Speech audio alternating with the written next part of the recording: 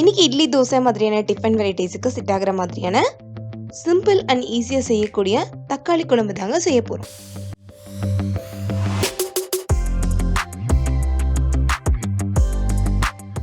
தக்காளி குழம்பு செய்யறதுக்கு முதல்ல ஒரு மசாலா ரெடி பண்ணிக்கலாம். அதுக்கு ஒரு மிக்ஸி ஜார்ல 1/4 கப் துருவன தேங்காய்,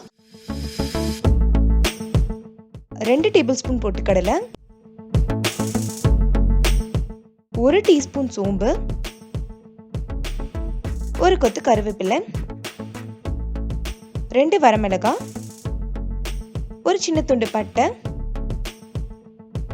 2 கிராம்பு, 5 பல் பூண்டு, 1 சின்ன துண்டு இஞ்சி. இந்த சைஸ் தக்காளி 2 எடுத்துட்டு இந்த மாதிரி மேல் பகுதியை வெட்டி எடுத்துட்டு 4 கட் பண்ணி சேர்த்துக்கலாம்.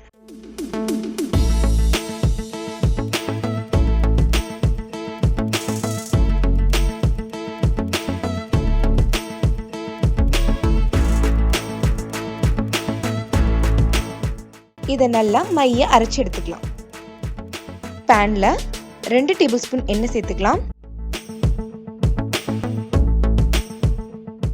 எண்ணெய் சூடானதும் அது கூட கொஞ்சமா கடுகு சேர்த்துட்டு, கடுகு உடைஞ்சதும் கூடவே ஒரே ஒரு வெங்காயத்தை ரஃபா கட் பண்ணி சேர்த்துட்டு, கொஞ்சமா கருவேப்பிலை சேர்த்து வதக்கிக்கலாம். நம்ம ஆல்ரெடி மசாலா அரைக்கும் போதே வரமிளகாய் சேர்த்து அரைச்சிருக்கிறோம். உங்களுக்கு இன்னும் கொஞ்சம் காரம் தேவைப்பட்டுச்சுன்னா இந்த ஸ்டேஜ்ல தேவையான அளவு பச்சை மிளகாய் சேர்த்துக்கலாம்.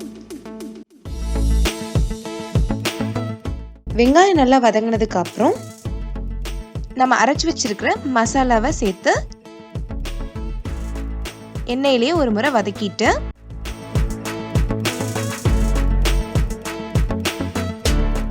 தேவையான அளவு தண்ணி சேர்த்துக்கலாம். நான் இன்னைக்கு 1/4 கப் தண்ணி சேர்த்திருக்கேன். இப்போ இந்த குழம்பு கூட 1/2 டீஸ்பூன் மஞ்சள் தூள், தேவையான அளவு உப்பு சேர்த்துட்டு நல்லா கலந்து விட்டுறலாம்.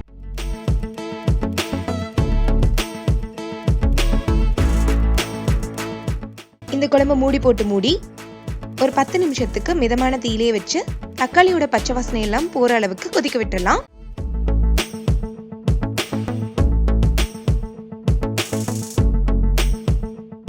இப்போ 10 நிமிஷத்துக்கு அப்புறம் குழம்பு நல்லா கொதிச்சு எண்ணெயெல்லாம் நல்லா பிரிஞ்சு வந்திருக்கு. இதை ஒரு முறை கலந்துட்டு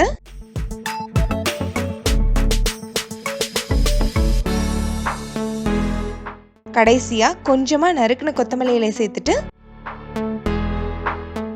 கலந்து விட்டுறலாம். நம்ம செஞ்ச இந்த அளவு 3 பேர் சாப்பிட்றதுக்கு சரியா இருக்கும். அவ்வளவுதான், ஈஸியா செய்யக்கூடிய தக்காளி குழம்பு ரெடி. நீங்களும் உங்க வீட்ல இந்த தக்காளி குழம்பு ட்ரை பண்ணி பார்த்துட்டு எப்படி இருந்ததுன்னு கமெண்ட் செக்ஷன்ல சொல்லுங்க. தேங்க்யூ ஃபார் வாட்சிங்.